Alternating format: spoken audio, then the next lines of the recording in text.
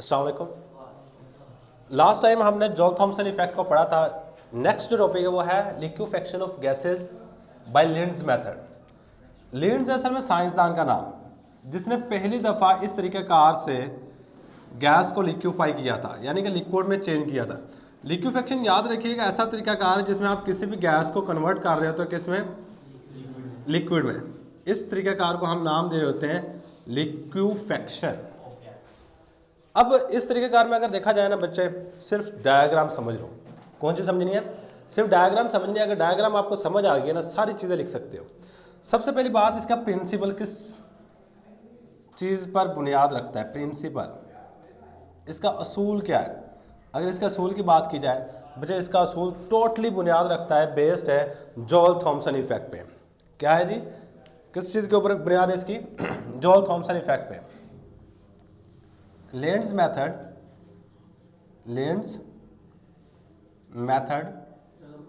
For liquefaction of gases, for liquefaction of gases, liquefaction of gases is based, जो Linde's method है liquefaction of gases का, इसकी बुनियाद is based on Joule Thomson effect. Joule Thomson effect,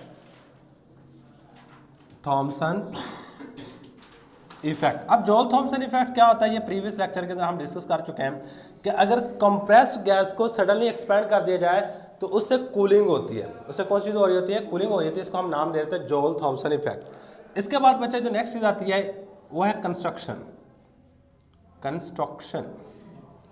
अगर मैं construction की बात करूँ ना बच्चे, इसके सिर्फ डायग्राम समझ लो, बाकी सारी कंस्ट्रक्शन भी लिख लोगे, वर्किंग भी लिख लोगे। तो डायग्राम अगर देखोगे ना, हमारे पास सबसे पहली चीज़ जो होती है वो होता है कंप्रेसर। ये क्या हमारे पास?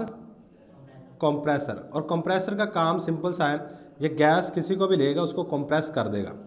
उसको क्या कर देगा? कंप्रेस कर देगा। इसने यहाँ से गैस लेनी है बाहर से, यहाँ से गैस को एंटर होगी कंप्रेसर के अंदर। यहाँ से गैस की एंटरिंग है। एंटरिंग के बाद हमारे पास यहाँ से गैस कंप्रेस होके बाहर की तरफ आ जाती है। और ये हमारे पास पाइप होता है मेटल का बना हुआ। और ये क्या हमारे पास? कंप्रेसर है। कंप्रेसर क्या होगा? ये हमारे पास क्या है? कंप्रेसर है। कंप्रेसर क्या करता है? गैस के मॉलिक्यूल को पकड़ के दबा देता है, बस। अब यहाँ पे आएगा, जैसे याद रखिए जब गैस को कंप्रेस किया जाता है ना, उसका टेम्परेचर बढ़ जाता है। क्या होता है? उसका टेम्परेचर बढ़ जाता है। और इसकी एग्जांपल मैंने लास्ट लेक्चर के अंदर भी दी हुई थी कि अगर आप पंप वगैरह के जरिए से हवा भरते हो ना साइकिल के टायर के अंदर, तो नीचे वाली जो जगह आती है वो बिल्कुल गर्म हो जाती है। क्यों होती है? क्योंकि आप ऊपर से जब प्रेशर लगाते हो, गैस कंप्रेस होती है। गैस कंप्रेस होने की वजह से टेम्परेचर बढ़ जाता है। तो ये बात आपने याद रखनी है। यहाँ पे कंप्रेसर, यहाँ क्या होगी हमारे पास, जो गैस कंप्रेस होकर यहाँ पे जाएगी उसका टेम्परेचर क्या होगा? हाई होगा। अब उसमें का टेम्परेचर कम करने के लिए, उसकी हीट को रिमूव करने के लिए हम क्या करते हैं, इसके इर्द गिर्द एक इस तरह की शील्ड लगा रखी होती है। अब इसके अंदर हम पानी को बहा रहे होते हैं। इसके अंदर हमने कौन सी चीज़ डाली होती है? कोई लिक्विड डाला होता है जो ठंडा होता है। अमूमन जो हम जो चीज़ यहाँ पे इस्तेमाल कर रहे होते हैं वो वाटर होता है। यहाँ से आपने पानी को एंटर करना होता है, यहाँ से, और यहाँ से पानी आपका बाहर की तरफ निकल जाता है। यहाँ से क्या करोगे? पानी को एंटर करोगे और यहाँ से पानी बाहर की तरफ चला जाएगा। और इस चीज़ को हम नाम देते हैं रेफ्रिजरेटिंग लिक्विड। Refrigerating liquid. अब देखो रेफ्रिजरेटिंग का मतलब क्या होता है? रेफ्रिजरेटर से निकला है। आप घर में रेफ्रिजरेटर होगा, रेफ्रिजरेटर का मतलब होता है चीज़ों को ठंडा करने वाला।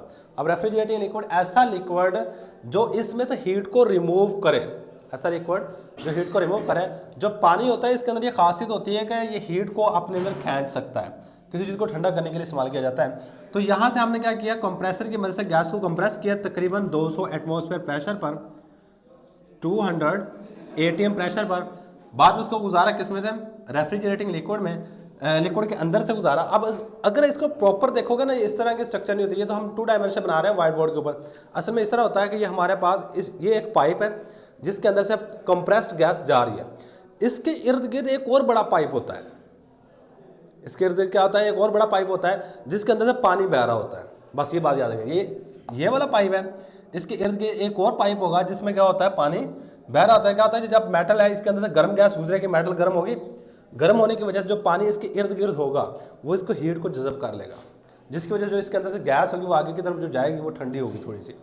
अब इसके बाद हमारे पास नेक्स्ट आ जाता है स्पाइरल पाइप, यानी आगे जाके ना ये वाली चीज़ कुछ इस तरह की चेंज हो जाती है, इस तरह का, और ये हमारे पास क्या होता है स्पाइरल पाइप। अब आपकी बुक में ना इस तरह कुछ बनाया गया है, तो मैं बताता हूँ ये असल में होता किस तरह का है। ये देखो, ये हमारे पास स्पाइरल पाइप है और लास्ट में हमारे पास क्या आता है, इस तरह की एक नोजल लगी होती है, यहाँ पे बिल्कुल बारीक सा सुराख होता है जिसमें से गैस बाहर की तरफ निकली होती है। असल में ये स्पाइरल पाइप इस तरह का होता है, यानी जिस तरह वो बॉल पॉइंट के अंदर स्प्रिंग होता है, बॉल पॉइंट के अंदर कौन सी चीज़ होती है, स्प्रिंग होता है। अब वो स्प्रिंग जो होता है ना वो इस तरह स्पाइरल फॉर्म में होता है, इस तरह मूव कर रहा होता है। सेम काम है, यहाँ पर जो पाइप होगा ना ये इस तरह होगा, इस तरह मूव कर रहा होगा, जिसको हम नाम दे रहे होते हैं क्या, स्पाइरल पाइप, स्पाइरल पाइप। अब ये जो स्पाइरल पाइप ओपन होता है ना, ये एक कंटेनर होता है जिसके अंदर गैस लिक्विफाई हो रही होती है। ये मेरे पास एक कंटेनर आ गया जिसके अंदर आके इस स्पाइरल पाइप ने ओपन होना है। ये है मेरे पास कंटेनर, ये क्या हमारे पास कंटेनर, और इसके अंदर गैस आके देखो यहाँ से कंप्रेस्ड गैस आ रही है। कंप्रेस्ड गैस आने के बाद यहाँ पे सडनली होगी एक्सपैंड। क्या होता है, गैस यहाँ पे आने के बाद देखो 200 ATM पे गैस को कंप्रेस किया। हमारी हवा का जो नॉर्मल प्रेशर है वो 1 ATM होता है, मतलब हवा के प्रेशर से 200 गुना ज़्यादा गैस को दबा दिया हमने। दबाने के बाद इसमें से हीट को रिमूव किया, हीट को रिमूव करने के बाद स्पाइरल पाइप में से गुजरी है, गुजरने के बाद यहाँ पे आकर सडनली एक्सपैंड हुई है। क्या हुई है, यहाँ से गैस सडनली एक्सपैंड हुई है। जब कोई भी चीज़ सडनली एक्सपैंड होती है, मैंने कहा था उसका टेम्परेचर क्या हो जाता है, कम हो जाता है, सही है, वो कूलिंग की वजह बनती है। तो यहाँ पे टेम्परेचर कम होगा जिसकी वजह से कुछ ना कुछ गैस यहाँ पे लिक्विड में चेंज हो जाएगी। किस में चेंज हो जाएगी, लिक्विड में। अब याद रखिएगा जरूरी नहीं जितनी भी गैस यहाँ से आए सारी की सारी लिक्विड में चेंज हो जाए, मे भी 10% चेंज हो जाए, 20, 30, 40, 50, लेकिन कुछ ना कुछ अनलिक्विफाइड गैस रह जाती है इस डिब्बे के अंदर। वो जो अनलिक्विफाइड गैस होती है ना, उसको हम क्या करते हैं, यहाँ से एक ओपनिंग निकाल के उसको दोबारा फिर किसकी तरफ भेज देते हैं, कंप्रेसर की तरफ, सही है। और यहाँ पे मैं दोबारा फिर लिख देता हूँ ये स्पाइरल पाइप से, सही है। तो हम क्या करते हैं, यहाँ से जो अनलिक्विफाइड गैस होती है वो दोबारा फिर किसकी तरफ चली जाएगी, कंप्रेसर की तरफ। और ये काम उस वक्त तक चलता रहता है जब तक ये सारी की सारी गैस लिक्विफाई ना हो जाए, जब तक ये सारी की सारी गैस क्या ना हो जाए, लिक्विफाई ना हो जाए। तो ये था जी हमारे पास पूरे का पूरा तरीका का लीड्स मेथड। अब इसके जो कंपोनेंट है वो सुन लो। सबसे पहली बात, हमारे पास एक कंप्रेसर होता है जो गैस को कंप्रेस करने के लिए इस्तेमाल किया जाता है। रेफ्रिजरेटिंग लिक्विड होता है जो गैस में से हीट को रिमूव करने के लिए इस्तेमाल किया जाता है। इसके बाद स्पाइरल पाइप है और एक कंटेनर है जहाँ पे गैस को लिक्विफाई किया जाता है। ये है इसकी कंस्ट्रक्शन, ये क्या हमारे पास इसकी कंस्ट्रक्शन है। The apparatus is consist of ये किन किन चीज़ों पे कंसिस्ट होगा। पहले नंबर पे यहाँ स्टार्ट करेंगे, अ कंप्रेसर, एक कंप्रेसर है used to compress the gas, जिसको गैस कंप्रेस करने के लिए इस्तेमाल किया जाता है। Used to compress the gas, जिसको गैस को कंप्रेस करने के लिए इस्तेमाल कर रहे होते हैं। इसके बाद हमारे पास नेक्स्ट जो चीज़ है वो है रेफ्रिजरेटिंग लिक्विड, जो क्या करता है, कंप्रेस्ड गैस, जो कि जब गैस को कंप्रेस करते हैं उसका टेम्परेचर बढ़ जाता है, उसकी हीट को रिमूव करने के लिए रेफ्रिजरेटिंग लिक्विड का इस्तेमाल कर रहे होते हैं। नेक्स्ट क्या चीज़ है जी, refrigerating liquid use to remove the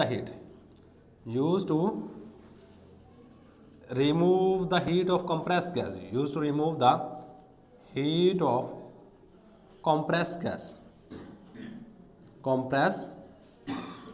जिसको हम इस्तेमाल कर रहे थे कंप्रेस्ड गैस की हीट को रिमूव करने के लिए।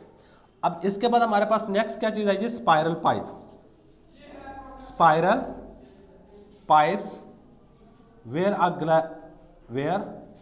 अ कंप्रेस्ड गैस फ्लो, जहाँ पे कंप्रेस्ड गैस फ्लो कर रही होती है, गुजर रही होती है, वेरा कंप्रेस्ड गैस फ्लो। और लास्ट में हमारे पास एक कंटेनर होता है, ये वाला पूरे का पूरा डिब्बा है, जिसके अंदर गैस लिक्विफाई हो रही होती है। A container in which gas is liquefied, a container in which, एक कंटेनर है जिसमें gas is liquefied, gas is liquefied, जिसमें गैस लिक्विफाइड हो रही होती है, लिक्विफाई कर लो, लिक्विफाई। बस ये था ये हमारे पास कंस्ट्रक्शन। कंस्ट्रक्शन के बाद हमारे पास नेक्स्ट चीज़ आ जाती है वर्किंग। क्या चीज़ आ जाएगी? आपकी बुक में डायरेक्ट एक पैराग्राफ लिखा हुआ है, कोई हेडिंग नहीं है, पैराग्राफ है, एक साइड पर डायग्राम है, ख़त्म है।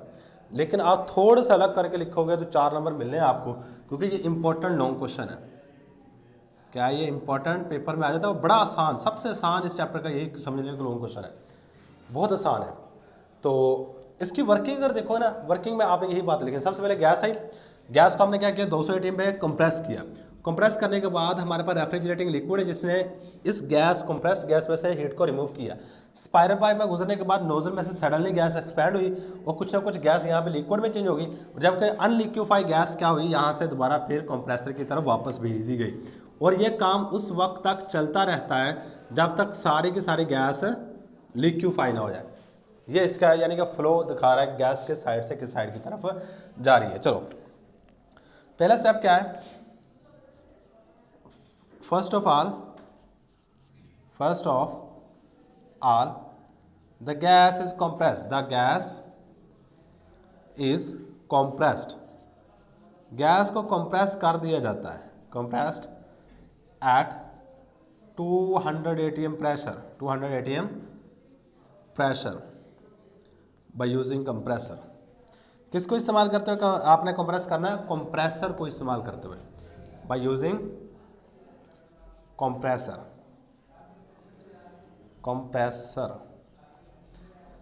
कंप्रेसर को इस्तेमाल करके आपने गैस को 200 एटीएम तक दबा देना है। इसके बाद क्या करना है, जब कंप्रेस्ड गैस होती है उसका टेम्परेचर हाई हो जाता है, उसमें हीट को रिमूव करने के लिए रेफ्रिजरेटिंग लिक्विड है। The heat of compressed gas, जो कंप्रेस्ड गैस होगी उसकी जो हीट होती है, compressed gas is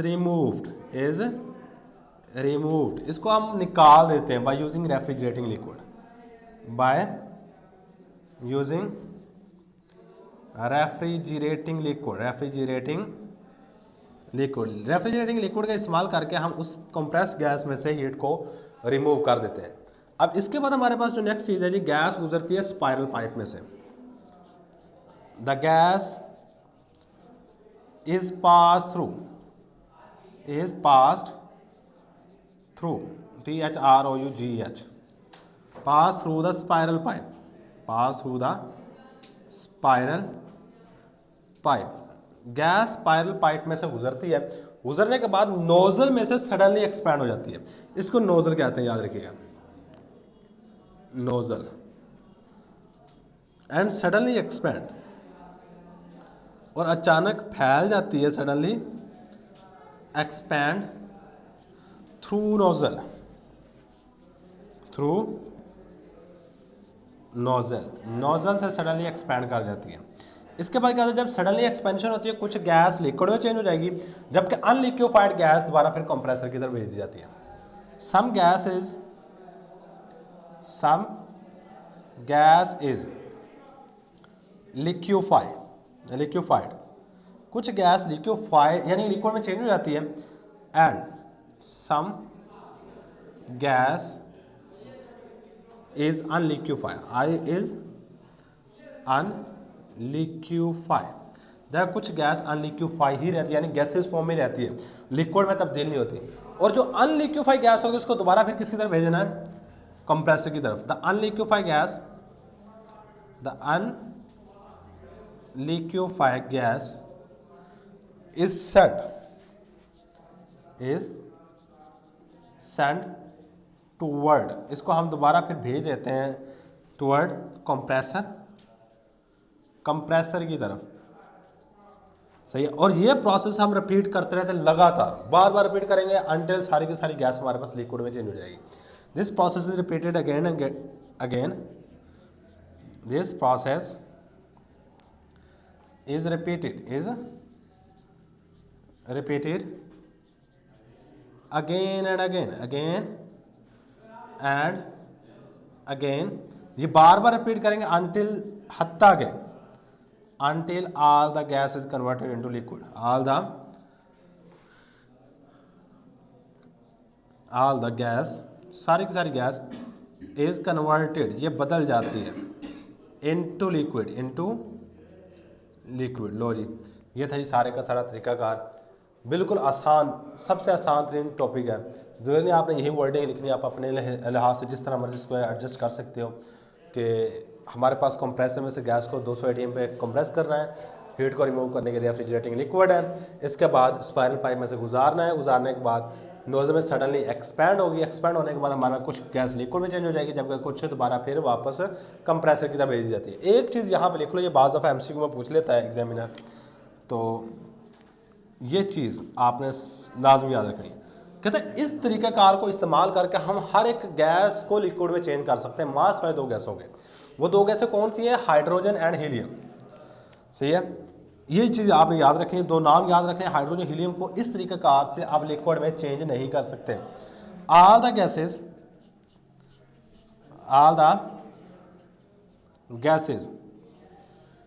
can be liquefied, सारी की सारी गैसों को लिक्यूफाइड किया जा सकता है except mass wise hydrogen and helium by this process.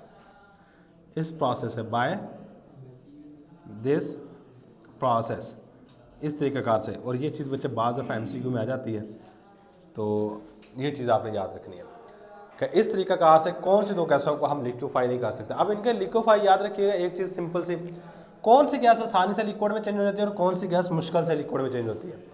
मेरे पास ना, अगर किसी गैस का मोलर मास बड़ा होगा, साइज़ बड़ा होगा, सिंपल मैं बात करता हूँ, तो वो आसानी से लिक्विड में चेंज हो जाती है। और अगर किसी गैस का साइज़ छोटा होता है तो वो आसानी से लिक्विड में चेंज नहीं होती। याद रखिएगा, ये बड़ी इंपॉर्टेंट बात है। जिसका साइज़ बड़ा होता है गैस का, वो गैस आसानी के साथ लिक्विड में चेंज हो जाती है, जबकि जिसका साइज़ बड़ा नहीं होगा वो आसानी के साथ लिक्विड में चेंज नहीं होती। अब इसकी रीज़न क्या होती है? जो बड़े साइज़ की गैसें होती हैं ना, इनमें इंटरमॉलिक्यूलर फोर्सेस जल्दी क्रिएट हो जाती हैं, जबकि छोटे साइज़ की जो गैसें होती हैं, इंटरमॉलिक्यूलर फोर्सेस इनमें बहुत कम क्रिएट होती है या ना होने के बराबर होती हैं। तो इसी वजह से हाइड्रोजन और हीलियम सबसे छोटे साइज़ वाली गैसें हैं दोनों की दोनों, इसलिए हम इसको लिक्विड में कन्वर्ट नहीं कर सकते। ये बात आपने सिंपल से याद रखनी है। लेकिन यहाँ पे जो मेन चीज़ है बच्चे, ये आपका लॉन्ग क्वेश्चन है, ये पूरे का पूरा किस तरह अपने पेपर में लॉन्ग क्वेश्चन को अटैम्प्ट करना है, ये सारे के सारे तरीक़ेकार है। तो ये हमारे पास आज का लेक्चर। अल्लाह हाफिज़।